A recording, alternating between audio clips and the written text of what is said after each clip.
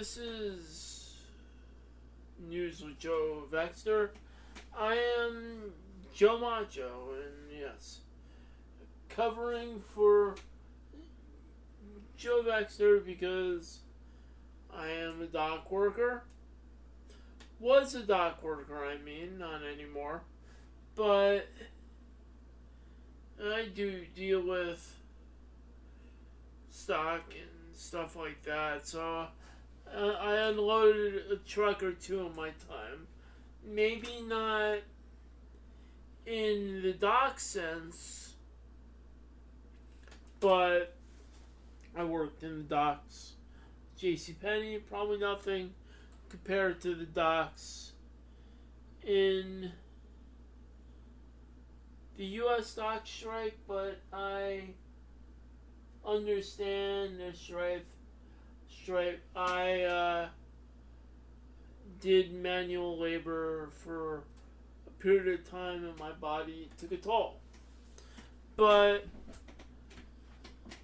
it leads me to H, because even though some of this technology is going to be easy for others,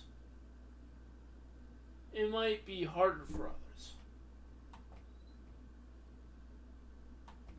Now I'm going to get back to this book, How to Mentally Cope with Artificial Intelligence by Joseph Vivaldi and by myself. And I want to just read a little bit of the book. Introduction to Machines during the Industrial... let me get to the question. How did the people who were going to lose their jobs due to new machinery cope? How did they mentally and emotionally handle that stress of new machinery, such as the textiles? The answer: the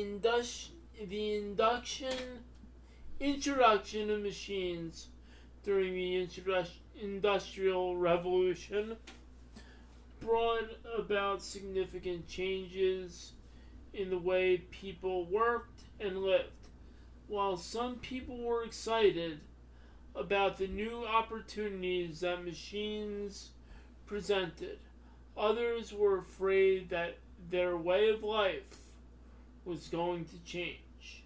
The transition from hand production methods to machines was not always smooth, and many workers who were displaced by machines faced significant challenges. For example, many textile workers in Great Britain were initially opposed to the introduction of machines because they feared that they would lose their jobs.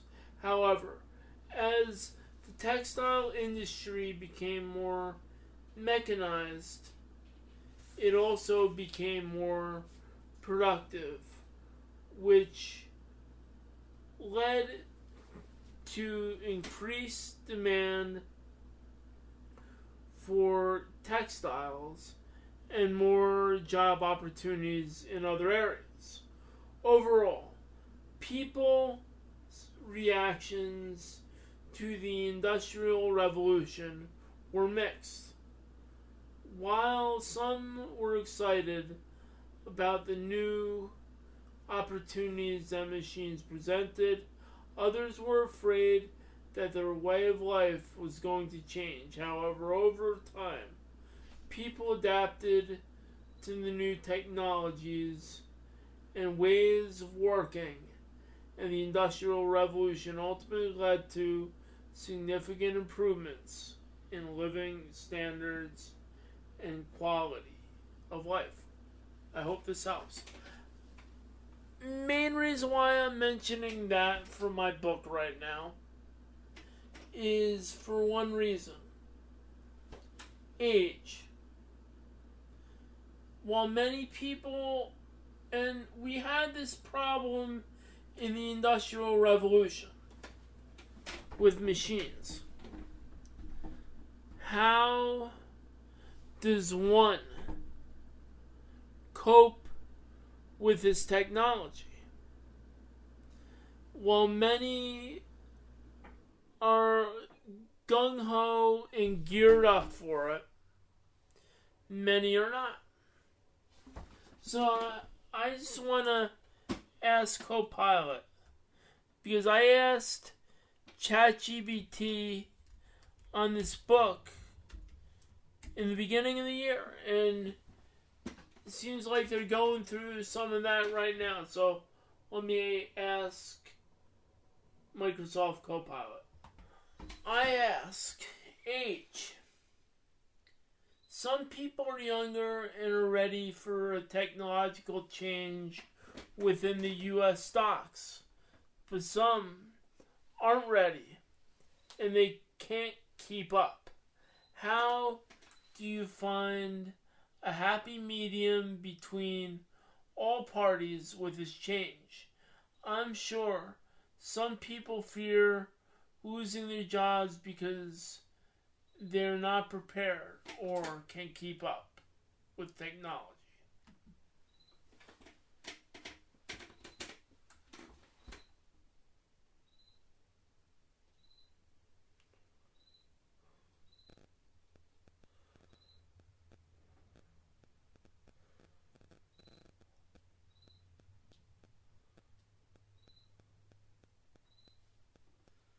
Here we go.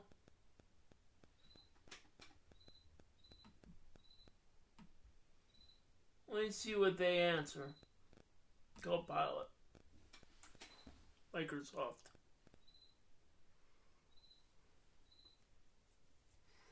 Balancing technological advancements with the diverse needs of a workforce can indeed be challenging. Here are some strategies to find a happy medium. 1. Inclusive training programs. Tailored training. Offer training programs that cater to different skill levels and learning paces.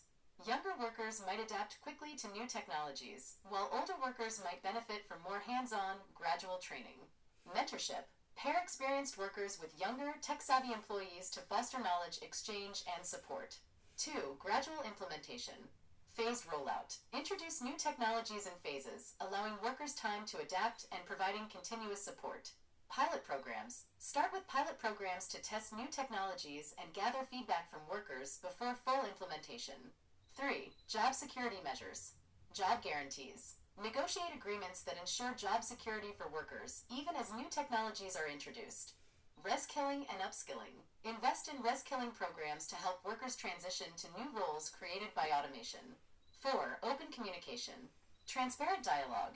Maintain open lines of communication between management, unions, and workers to address concerns and gather input. Feedback mechanisms. Implement regular feedback sessions to understand workers' experiences and adjust strategies accordingly. 5. Financial incentives.